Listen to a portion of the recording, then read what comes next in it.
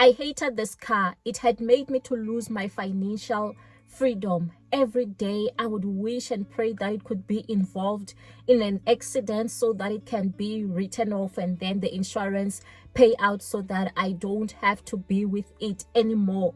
Sadly, I could not afford this car. My life was a mess with it. It was the worst buying mistake ever. So on today's video, I'll be telling you about the buying process of my 2015 BMW 420i Coupe M Sport, which was an automatic, and why I had to return it or sell it, and then also show you if I was able to be affording the car or not as a chartered accountant. So in the second year of qualifying as a chartered accountant, I decided to spoil myself that it's time for an upgrade. Let me get a car that matches my title as a CA. And then I went car shopping, but the first mistake that I made was to go car shopping with my boyfriend. So my aim was to buy a car through a lease option. I was planning to buy a Mercedes-Benz. I forgot if I wanted an A-Class or a CLA. But then we also went to BMW, and then there was the 420i Coupe on the floor that had been sitting for like almost or over a year there. And my boyfriend at that time convinced me to buy this car, and I ended up buying the car, but I never really enjoyed the car. Initially when I bought it, I was still staying in an apartment, so the costs were not too much. I could easily pay for it. But after buying the car, 3 months later, I got married, and then there was also a child on the way. And then after the child was born, I suggested that we should go to a bigger place, which meant that the mortgage was also going to be quite high and more expenses as a result of having a child, which now put a financial strain on me. So let me take you through the numbers. So according to this statement, so this is the first statement that I got after buying the car. So you can see here, it says that the interest rate that I got was 10.5%. And then the term was 72 months, which means it's 6 years. And then the principal debt, it was 520,995. And this is after I paid even deposit of 50,000. That was also another mistake that I did, paying deposit on this car, because I did not really see it improving anything.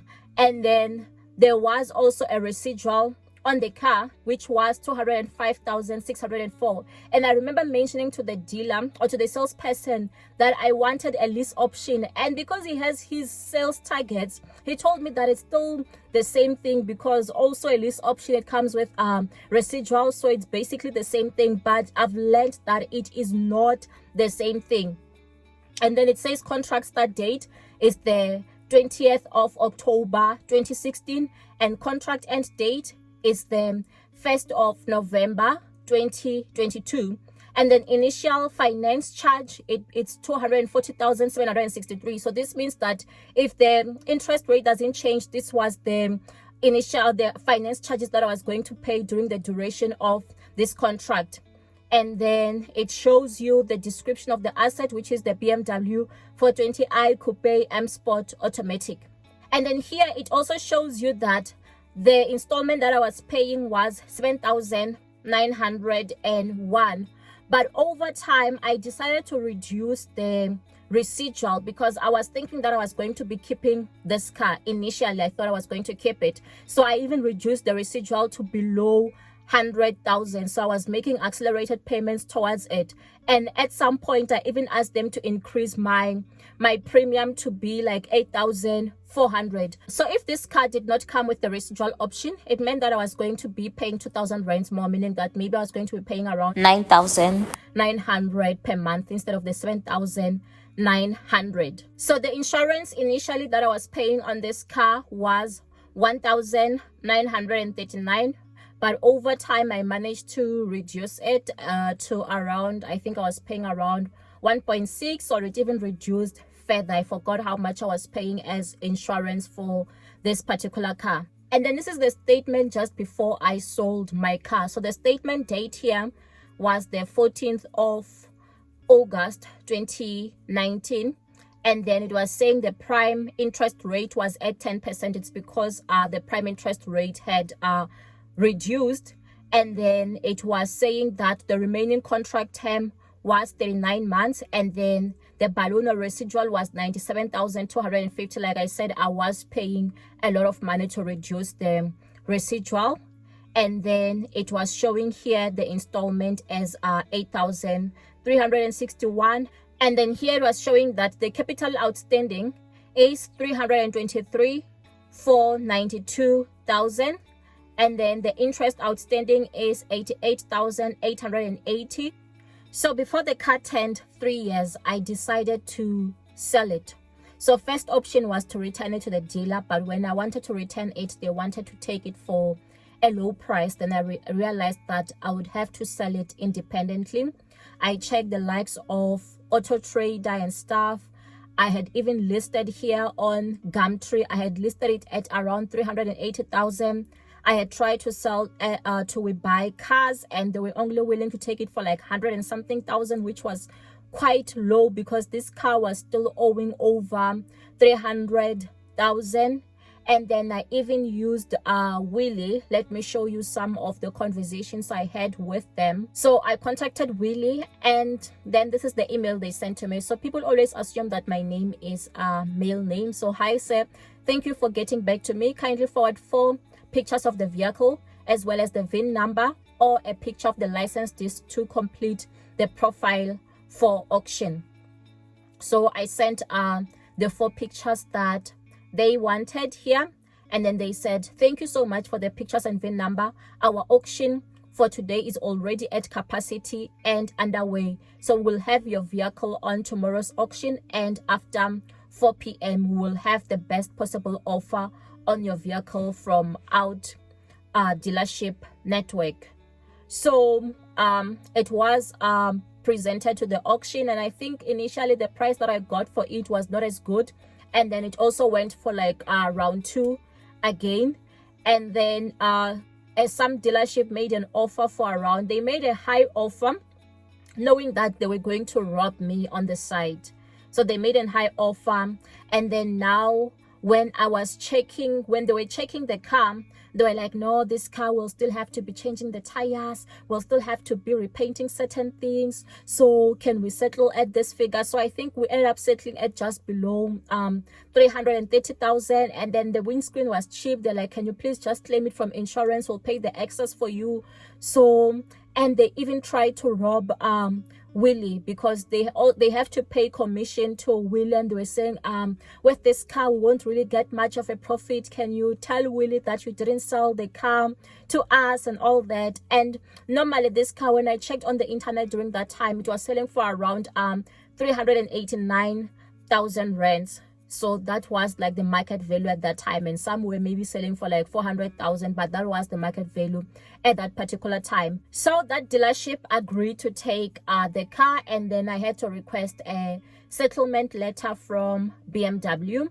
And then on this letter here, it was saying that subject to the below mentioned terms and conditions, as well as the stipulated in the above mentioned agreement, payment of the amount of 350,000 spread out into the 8.48 cent on or before 16th August 2019. So my settlement amount was 350,000, and remember I sold the car for below that amount, so it meant that I first have to pay the shortfall to BMW Finance, and then the dealership would pay the amount that we had agreed on to BMW Finance, so that they can be able to release the papers.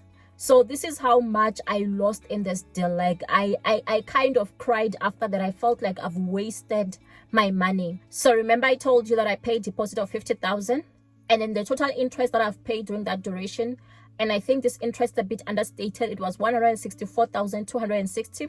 I believe that I paid more than that. And then the capital paid was that 520,995, and then the price I sold it for, I kind of forgot how much it was, so let me say it's 330,000 rands.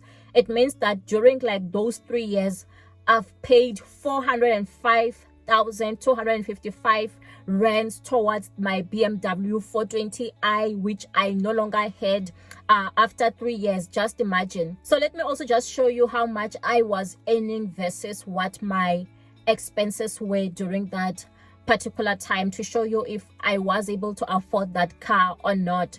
So during that time, I think my net was just above 40,000 rand, my net income. And then I was still a faithful tither. So every month I would tithe based on my net. So let's assume here I was tithing 4,200. And then I was making those car repayments of 8,400. And then there was also a mortgage bond. Remember I mentioned that we moved from the apartment to a 3-bedroom house, where the house repayments were around like 12 to 13,000 rand. And then now that apartment was being rented out, but there was a shortfall on it, meaning that there was 2,500 that had to be coming from my salary. And then there was also car insurance, because I still had the Polo, so I was paying insurance on it, which was around 600, plus also the BMW, which was around 1,600, and also the home insurance, and then also petrol to go to work, 2,000 rands, and then also the price of having a nanny since I had a child. And remember, this doesn't reflect the entire picture of expenses, because some of my costs were taken care of by my partner. So things like food and medical aid and certain things like rates and taxes and all these things, electricity, all those things, they were taken care by him. So that's why you won't see it appearing on this. And then what I was remaining with every month was only just 3,000, around 3,000. And I was not happy that I'm only left with 3,000 rand. I was used to having like over 10,000 going towards like savings, so investments, like, so I wasn't happy about that part, that I can't really have so much flexibility in my finances anymore. But yes, according to the affordability assessment that I showed you the other day, you want to watch that video if you haven't checked it out. Based on the car repayment, if you are paying 20% of your net, it means that the car repayment becomes 8,400. So you can see on my side, I was kind of like on my max of it, that 8,400. That's why I qualified for that car based on my salary. And then also remember, in terms of the mortgage, I told you that they base it on 30% of your gross. So I had like 2 mortgages under my name, so I was still within this 30%, because 30% of my gross meant that I could afford like maybe around up to like 20,000, because the other property, I think its mortgage was around paying like 6,000 rand, 6,500 per month. So I was within, but you could see that with all these other expenses that kept coming up, it meant that now I wouldn't really be comfortably affording all these things. And in my case, what I love about myself is that I don't care what people think of me. I didn't mind that people are going to say that I've returned my car, I've sold my car, it means I'm broke. I just did not care what anyone thought. I just wanted to have my money. So I continued driving my Polo, because I only bought a car this year. So imagine, from selling my car in August 2019, I only bought a car in February 2024. I was just also glad that I managed to sell the car before 2020 came, because in 2020 they cut our salaries by 30%, meaning that I wouldn't be able to afford the car anymore. So I was happy with my decision. You just want to watch this next video.